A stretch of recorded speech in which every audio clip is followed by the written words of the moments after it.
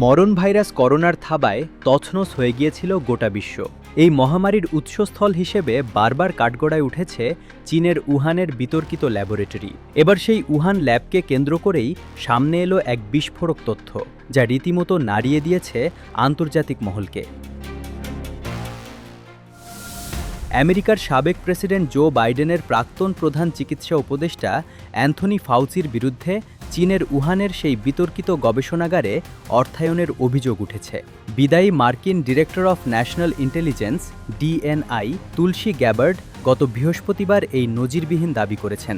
নিজের দপ্তরের শেষ দিনে বেশ কিছু অপ্রকাশিত নথিপত্র প্রকাশ্যে এনে এই চাঞ্চল্যকর তথ্য ফাঁদলেন গ্যাবার্ডের দাবি, ২০২০ সালের শুরুতে আমেরিকায় কোভিড হানা দেওয়ার পর বাইডেন সরকারের মহামারী মোকাবিলা নীতির নেতৃত্ব দিয়েছিলেন ফাউচি। তিনি মার্কিন করদাতাদের লক্ষ লক্ষ ডলার চীনের উহান ইনস্টিটিউট অফ ভাইরোলজিতে বাদুড়ের করোনা ভাইরাসের ওপর বিপজ্জনক ভাইরাসের ক্ষমতা বৃদ্ধির গেইন অফ ফাংশন গবেষণার জন্য অনুদান হিসেবে দিয়েছিলেন।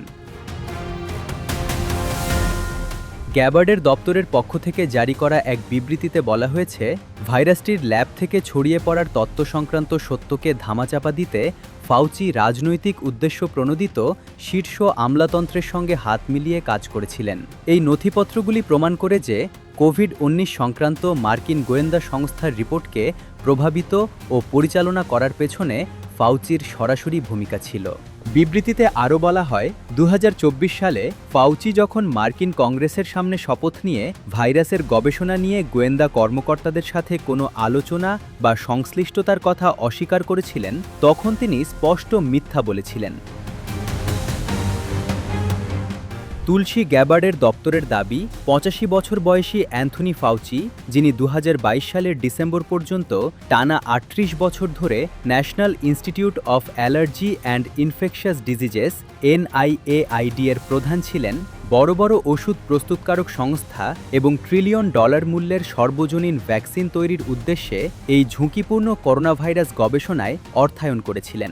অভিযোগে বলা হয়েছে, ফাউচি ছিলেন পর্দার পিছনের সেই পরামর্শদাতা যিনি নিজের পছন্দের বিশেষজ্ঞদের নিয়ে মার্কিন গোয়েন্দা সংস্থাকে ভাইরাসের প্রাকৃতিক বা বন্যপ্রাণী থেকে উৎপত্তির তত্ত্বকে সমর্থন করতে বাধ্য করেছিলেন, যাতে তার নিজের অর্থায়নে চলা বিপজ্জনক গবেষণাটি আড়ালে রাখা যায়। তিনি জনসমক্ষে মিথ্যা, ভুল তথ্য ও সেন্সরশিপের প্রচার চালিয়েছিলেন। তদন্ত নথির বরাত দিয়ে জানানো হয়, মহামারী চলাকালীন ফাউচি এবং গোয়েন্দা সংস্থার রাজনৈতিক নেতারা নিজেদের স্বার্থে একটি চক্র তৈরি করেছিলেন। তিনি NIAID এর তহবিল পাওয়া বিজ্ঞানীদের গোয়েন্দা সংস্থাকে পরামর্শ দেওয়ার জন্য বেছে নিয়েছিলেন।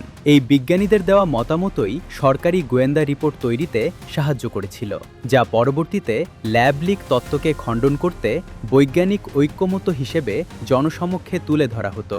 ফাউচি একটি ভুয়ো গবেষণাপত্র তৈরি করতে সাহায্য করেছিলেন এবং গোয়েন্দা সংস্থাগুলির বিবেচনার জন্য সেটিকে বৈধ তথ্য হিসেবে প্রচার করেছিলেন।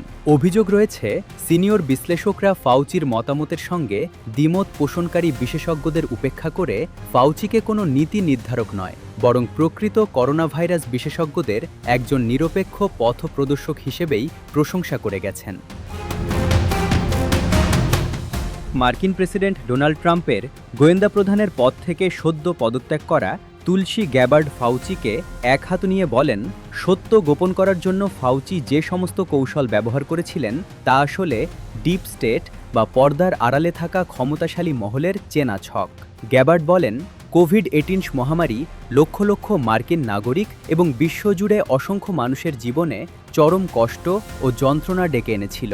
ডক্টর ফাউচির মতো রাজনৈতিক উদ্দেশ্য প্রণোদিত ও স্বার্থান্বেষী নেতারা নিজেদের অন্যায় ও ক্ষমতার অপব্যবহার আড়াল করতে তথ্য প্রমাণ নিয়ে কারচুপি করেছেন, কংগ্রেসের সামনে মিথ্যা বলেছেন, এমনকি দেশের সুরক্ষার জন্য প্রয়োজনীয় অত্যন্ত গুরুত্বপূর্ণ তথ্য আটকে রেখে জনগণের দ্বারা নির্বাচিত একজন প্রেসিডেন্টের হাত পা বেঁধে দেওয়ার চেষ্টাও করেছিলেন তারা। গ্যাবার্ডের দপ্তরের তথ্য অনুযায়ী ২০২৪ সালের জুন মাসে মার্কিন কংগ্রেসের প্রকাশ্য শুনানিতে সাক্ষ্য দেওয়ার সময় ফাউচিকে বারবার জিজ্ঞেস করা হয়েছিল যে মহামারী চলাকালীন বা তার আগে পরে ভাইরাস সংক্রান্ত গবেষণা নিয়ে তিনি FBI, CIA, DIA বা অন্য কোনো মার্কিন গোয়েন্দা সংস্থার সঙ্গে কথা বলেছিলেন কিনা। ফাউচি তখন দাবি করেছিলেন, কোভিড নিয়ে আমার জানা মতে এমন কোনো কথা হয়নি।